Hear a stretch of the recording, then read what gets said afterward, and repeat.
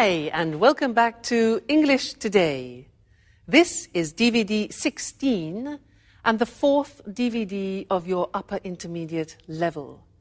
And in this DVD, we'll begin with another 2 episodes of our story, That's Life, followed by our special TV programs where our music expert will be talking about the world's most expensive violin. And then our weather expert will be looking at the possibility of a new ice age in England. Then in the grammar section, we'll learn how to use the third conditional form in English, which is not easy. And then we'll be looking at how to make sentences using the verb wish to express a regret. So, enjoy yourselves.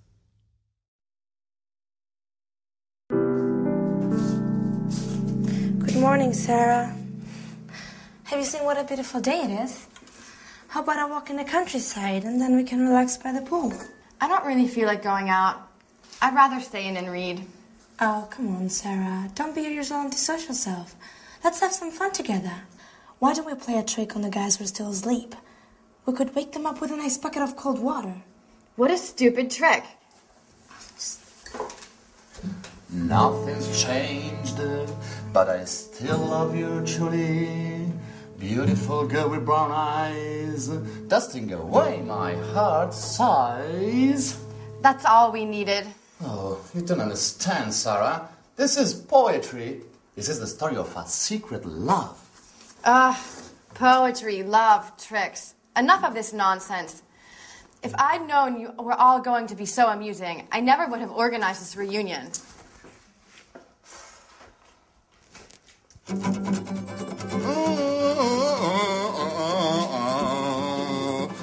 Beautiful girl with brown eyes, dusting away my heart aside.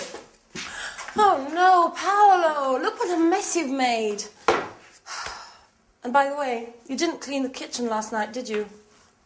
Come on, Michelle, give me a hand. No, I'm sorry. I can't touch that awful stuff. When are you going to get the message? I never touch that awful stuff. I hate detergents and the multinationals that make them. And I hate cleaning too. Oh, come on, we're on holiday. What is this racket?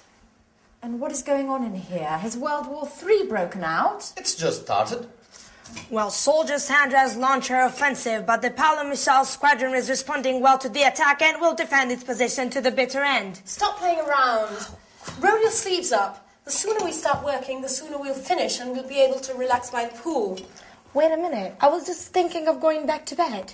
If I'd known what was waiting for me, I would have slept until midday. Maybe we could ask Sarah to give us a hand. Well, you must be joking. She just asked not to be disturbed and giving her a bad mood over the last couple of days. Well, we could ask Mike, though. Oh, no. I just saw him a few minutes ago. I asked him where he was going, and he said he was going to the village to buy a newspaper. He asked me if he should do some shopping, but I told him we'd all go to the supermarket together later on. Fantastic. First cleaning up, then the shopping. Just the sort of holiday that I'm dreaming of. Well, it's only the 4 of us here. Let's share the jobs out. Just a minute. Just a minute. I've got an idea.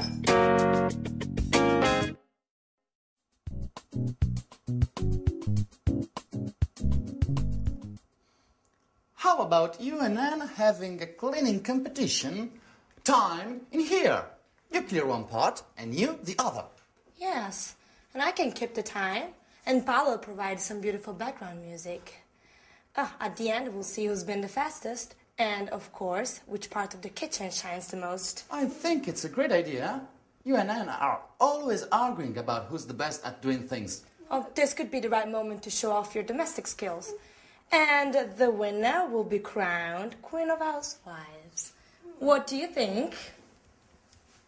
Well, it's an unusual idea. It's very original, but I'm not sure. Oh, come on, Anne. Why not?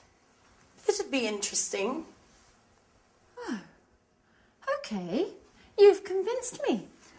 Shall we start? Great! So, Sandra, you clean the sink, the cooker, and this part of the floor. Oh, and you've got the oven, the table, and this other part of the floor. Okay. Okay?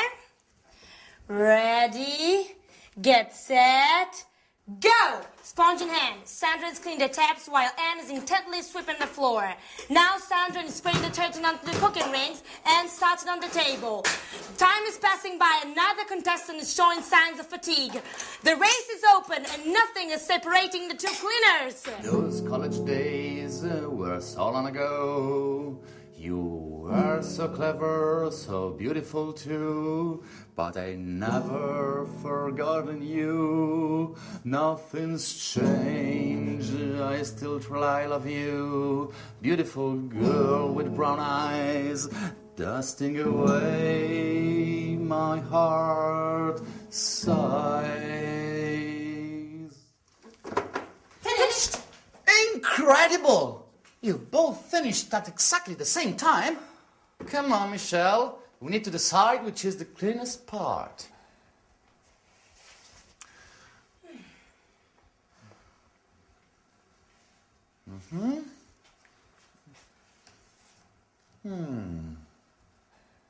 So? Who's won?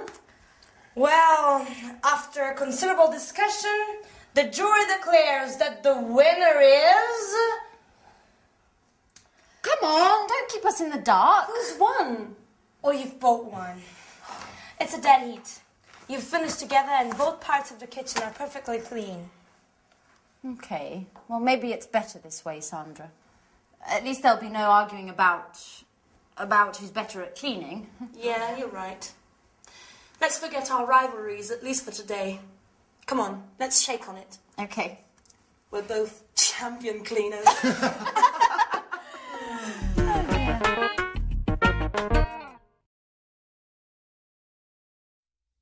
A cleaning competition. Now that's an interesting concept. Could only be invented by Anne.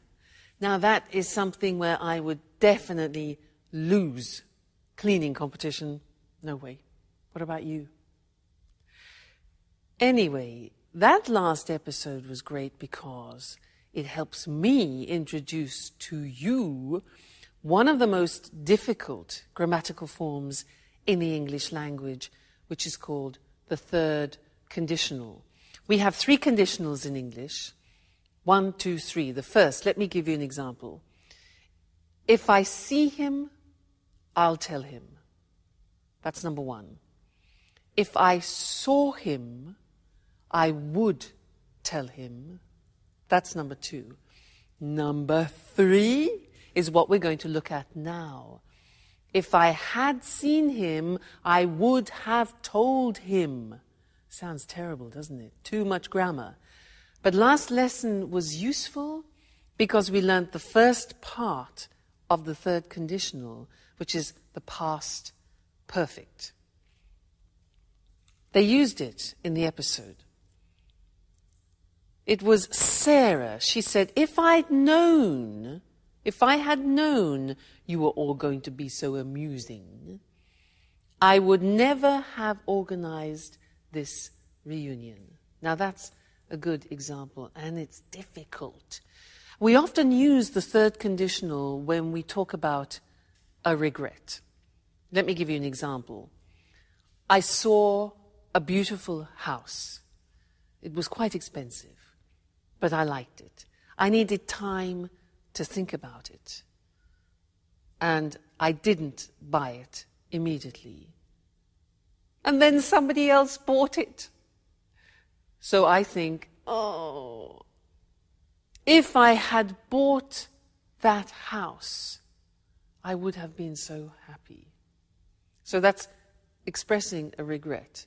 So let's go to the screen and see how it's constructed, because it's really not easy. It takes time to be fluent in the third conditional. The grammar is this. If, because if describes a hypothetical situation. Now, when you're talking about the third conditional, it's an unreal, it's an impossible situation because you can't change it anymore. So we start with if, then the past perfect, which we learnt last lesson. Then we use would, which we also use in the second conditional, followed by have, the infinitive, and then followed by the past participle. So let's see how that works. If I hadn't gone, past perfect, to the party, I would have gone to bed early. Okay, so I went to the party and I didn't go to bed early. So the consequence is, if I hadn't gone to the party, I would have gone to bed early. But I didn't go to bed early. Okay, so what was the consequence of that? Now, imagine I drank a lot of wine and I had a terrible headache. And you think, ooh, regret. If I hadn't drunk, past perfect negative, if I hadn't drunk so much wine, I wouldn't have had such a bad headache yesterday. Now that's difficult. Look at that. Wouldn't have, negative, wouldn't have, plus the past participle of the verb have. So I wouldn't have had. Now this is not easy. It will take time for you to use fluently. You have to keep practicing it. Practice it in the toilet, in the bath, when you're walking down the street. Okay. Another example. Now, I didn't set the alarm, so I woke up late. If I had remembered to set the alarm, I wouldn't have woken, past participle, up late. If I had remembered to set the alarm, I wouldn't have woken up late. Seems difficult, doesn't it? Takes practice. Another example. I missed the bus. I didn't get up. The bus went without me.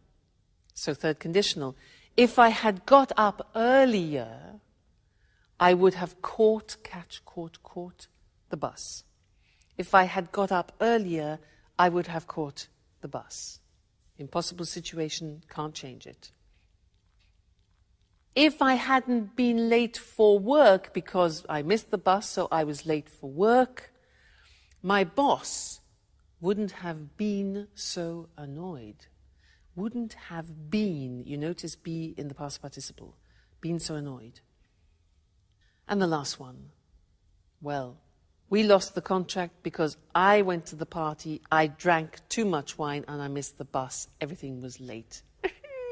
So if I hadn't gone to the party, we wouldn't have lost the contract. If I hadn't gone to that party, we wouldn't have lost the contract. Okay? Terrible consequences of my irresponsible behavior. So that's the third conditional. Please don't worry. It is difficult, probably one of the most difficult things in the language, and it takes time to get fluent in it. But just keep practicing. Just take a phrase and say it to yourself often. Like, if I hadn't done that, if I had studied more, I would have passed the exam, as an example. If I had studied more, I would have passed the exam. All right? So, happy practicing. Bye.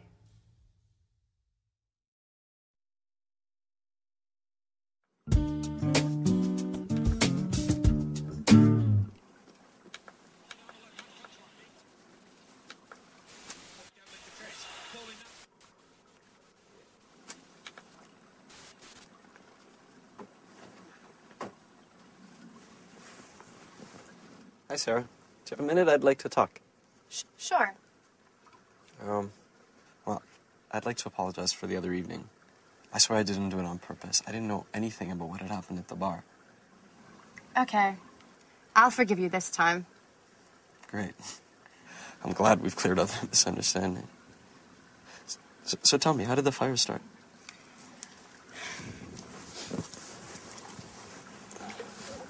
I don't really know.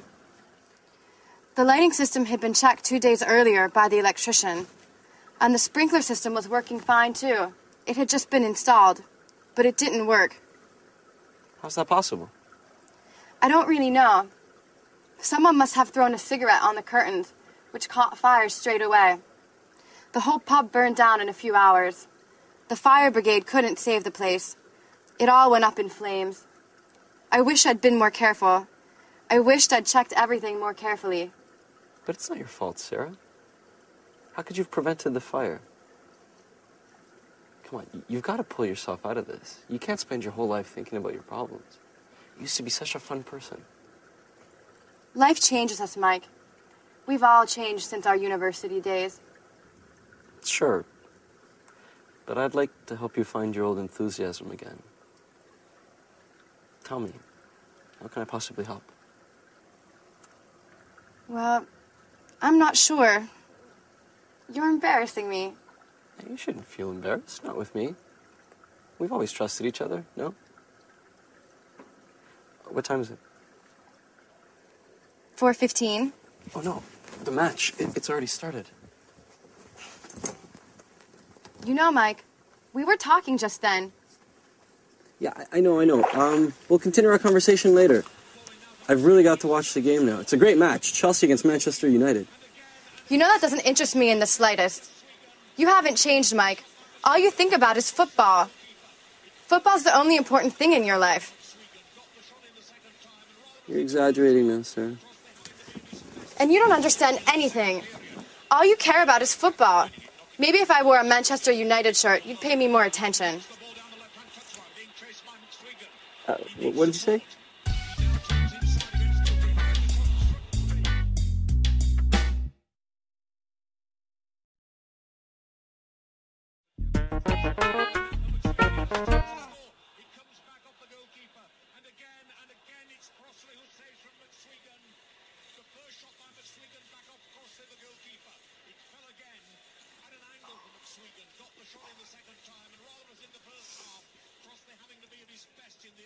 I'd like to tell you, I love you, but I'm afraid of being wrong with you.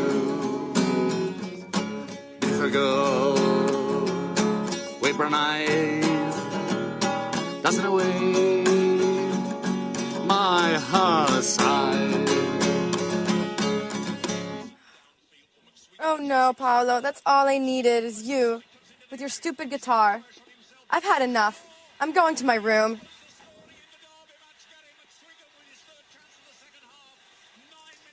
What's wrong with her? I don't think my song's that bad. What do you think, Mike?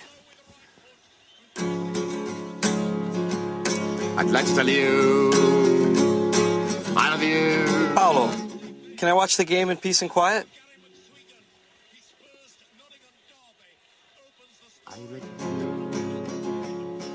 I love you. That's enough. I'm going to go watch this somewhere else.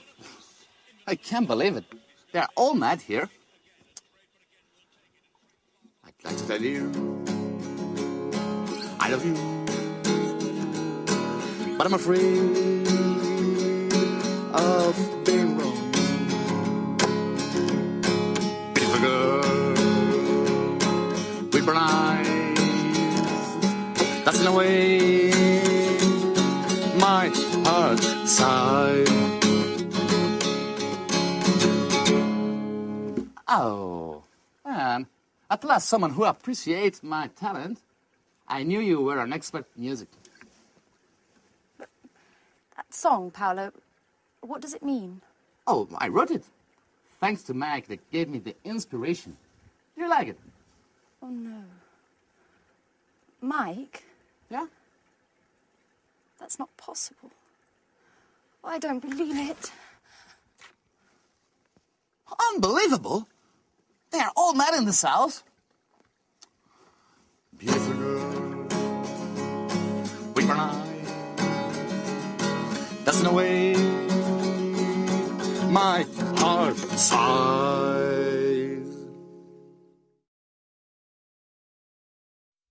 Hello again and welcome back for some more English language. And this lesson is a continuation of what we started in the last lesson, where we learnt the third conditional. If I had known, I wouldn't have gone, where we are expressing a form of regret. And in fact, in this lesson, I want to show you another form of regret, which is very common in English. And in the last episode, you had a very good example of poor Sarah, who is expressing her regrets. She said, I wish I had been more careful. I wish I had checked everything more carefully, you know, when the pub burnt down. So she starts the sentence with, I wish, and that's her desire. A desire that she would like to have fulfilled. It's too late. So we use wish to express desires like that. Let me give you an example in the present tense. I can say, I'm fat, and I have a desire which is to become thinner. So I would say, I wish I were thinner. Let's look at the screen and I'll help you with this, because we can use wish in the present and also in the past, so the grammar form changes. Let's first look at how we use it in the present. I say I'm fat, I'm overweight, all right? So my wish is, I wish I were thinner. Now, this is very interesting because it's an example of the subjunctive in English. Now, the subjunctive has disappeared from the language, but only in this case do we use it. We don't say, I wish I was, but I wish I were thinner.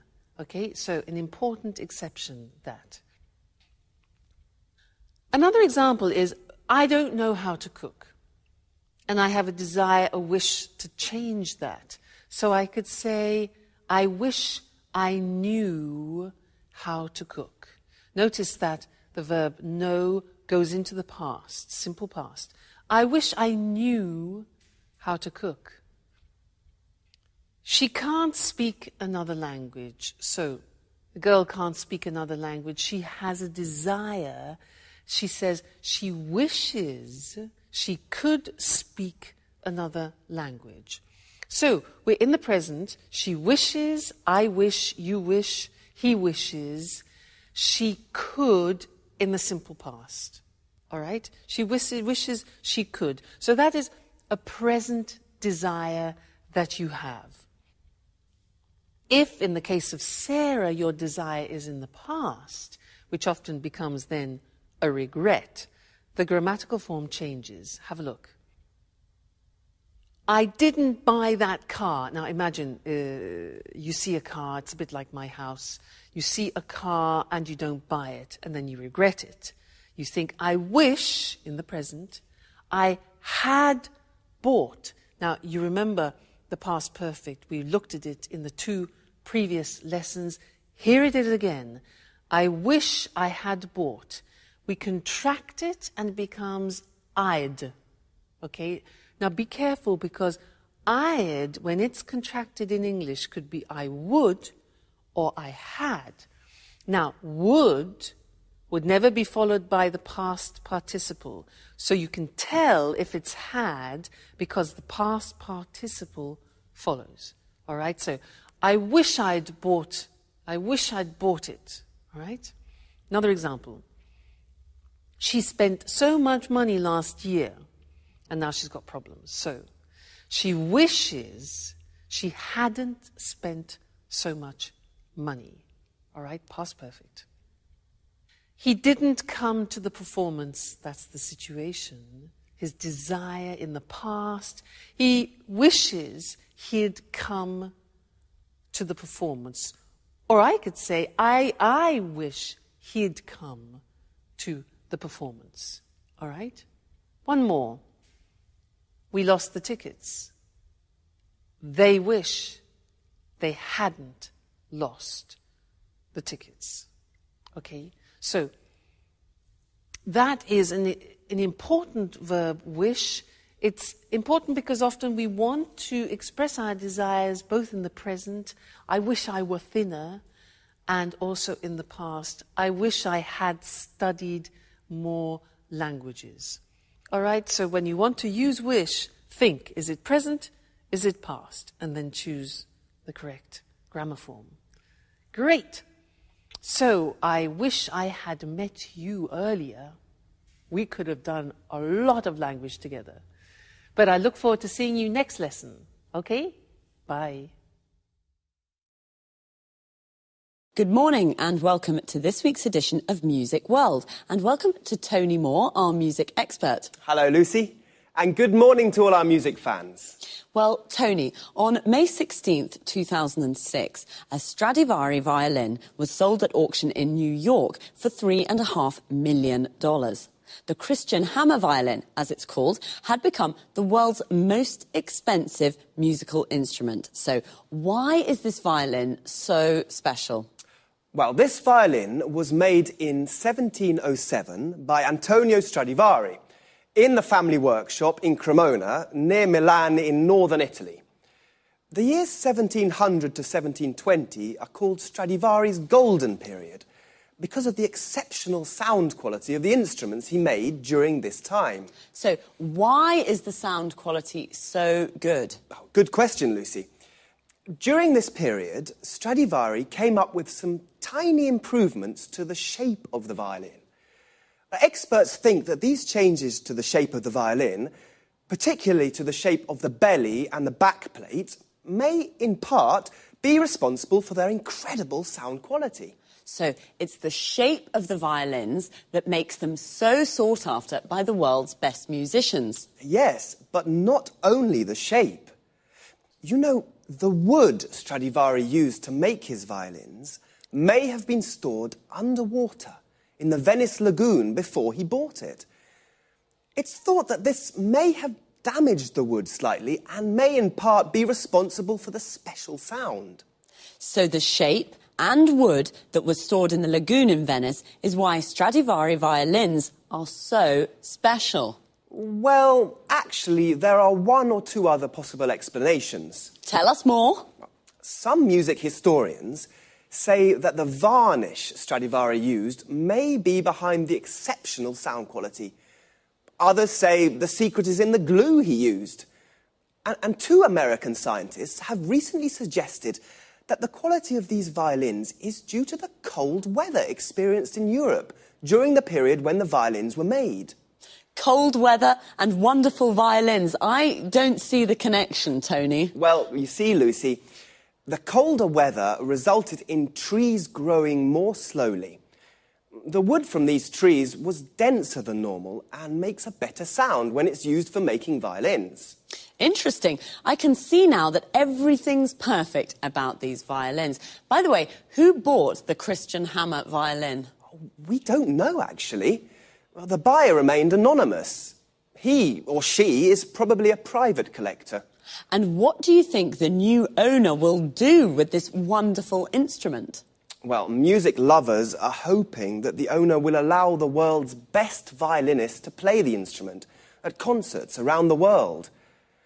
This has already happened in the past, with this violin too. Its previous owner allowed Yehudi Menuhin to play the Christian hammer 15 times. So we'll be able to listen to its glorious sound again. Well, Tony, thanks for a fascinating programme. Goodbye. Goodbye. And of course, goodbye to all music lovers. We'll meet again soon for another edition of Music World. Wow, I never thought a violin could be so expensive. Of course, we're talking about a very special violin. The violin is what we call a string instrument. A violinist is a musician who plays the violin and he or she uses a bow. A bow is a long wooden rod with horsehairs used for playing string instruments. The violin we spoke about today was sold at an auction for a lot of money. An auction is a public sale, a place where people bid against each other to buy something. To bid means to offer a price. You can buy almost anything at an auction: houses, furniture, paintings, instruments. The buyer of this Stradivari violin remained anonymous. To remain anonymous means to keep your identity secret. The owner of the Stradivari is probably a private collector. A private collector is a person who collects things for their own enjoyment. The Stradivari was made in a workshop. A workshop is a place where craftsmen make things. A craftsman is like an artisan. Well, as we heard, it's a violin with incredible sound quality. The quality of the sound is excellent. One reason could be its shape. The shape of something is its physical form. The belly of the violin is the part under the strings. We also have bellies. Your belly is this part of our body. And the back plate of the violin is the part at the back. Again, we also have backs. Your back is this part of your body. So, it's one of the most sought-after instruments in the world. If something is sought after, it means many people would like to have it. Well, I'd like to have the $3.5 million. That's all we have time for this week. Take care, and I'll see you again soon. Good morning. Welcome to this week's edition of Climate Change. In the studio with me is our expert, Susan Furley. Hello, Eric, and good morning, everyone. Well, Susan, let's talk about the weather in Scotland today. You know, I'm planning to visit the West Coast this summer, and I really don't know what kind of clothes to take with me. It's cold there, isn't it? Not really. Take your swimming costume, a beach towel, and some suntan cream. You're joking, aren't you? Not at all. The west coast of Scotland has beautiful islands and lochs and gardens full of tropical plants. Really? Yes, they're full of tropical plants. Tropical plants in Scotland. How is that possible? It's thanks to the Gulf Stream. You know, it's one of the world's most important ocean currents. It carries large amounts of warm seawater from the Caribbean Sea to the northwest of Europe. This warm water brings about an increase in the temperature here of about 9 degrees centigrade. Without it, the weather in Great Britain would be a lot colder. I thought it was cold. So, the west coast of Scotland is a tropical paradise? That's fantastic. Well, let's not exaggerate. There are tropical plants, but it's not exactly like the Caribbean, though the winters are very mild here. At least, they are for the moment. Since 1950, scientists have noticed that the flows of cold water in the North Atlantic that are associated with the Gulf Stream have decreased by 20%. We're not talking about the Gulf Stream here, but this change could slow down the Gulf Stream itself. And what's behind this change in the North Atlantic? Well, the water in the world's oceans and seas is constantly moving. The speed and direction of these movements of water are controlled by different factors, such as the shape of the ocean floor, the salinity of the water, and the Earth's rotation. Well, scientists have noticed that the ice sheets of the North Pole and Greenland are melting due to the greenhouse effect. This is reducing the salinity of the water in the North Atlantic and is reducing the flows of cold water that help the Gulf Stream bring warm water to Western Europe. So, are you saying that the seawater and the temperature in Great Britain could become colder? Yes. This has already happened in the past. Scientists have discovered that the Gulf Stream slowed down or maybe even stopped completely about 11,000 years ago. This brought about a fall in the temperatures in Northern Europe of 5 degrees. And could the same thing happen again now? Yes. Scientists fear that a knock-on effect of the salinity reduction may be the slowing down of the Gulf Stream again. And what would the effects of this be? The worst predictions suggest there could be a new ice age in Great Britain. Wow, that sounds frightening. Well, perhaps Great Britain will become a new center for the winter sports. Perhaps the Winter Olympic Games will take place in Scotland. We'll have to wait and see. Thanks to Susan Furley. Goodbye, Eric. Goodbye, Susan. And goodbye, everyone. Well, apparently I should take my swimming costume and beach towel and some suntan cream to Scotland. A swimming costume is what we wear to go swimming. A towel is what we use to dry ourselves. And a beach towel is a big towel for the beach. Suntan cream, sometimes called suntan lotion, is the cream we use to protect ourselves from the sun. I thought Scotland was a cold country, but actually the winters are even very mild. Mild means not very cold. Susan explained that this is thanks to the Gulf Stream, which is an important ocean current. An ocean current is a movement of seawater. Seawater is a compound noun that means the water of the sea. The Gulf Stream brings warm seawater from the Caribbean, and this brings about an increase in temperature. To bring about is a phrasal verb.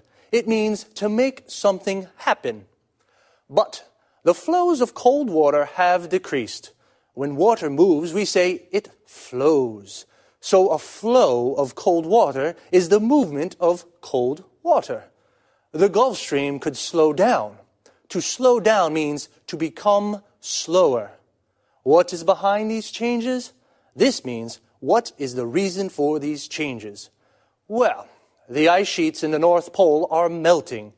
An ice sheet is a layer of ice, also a compound noun.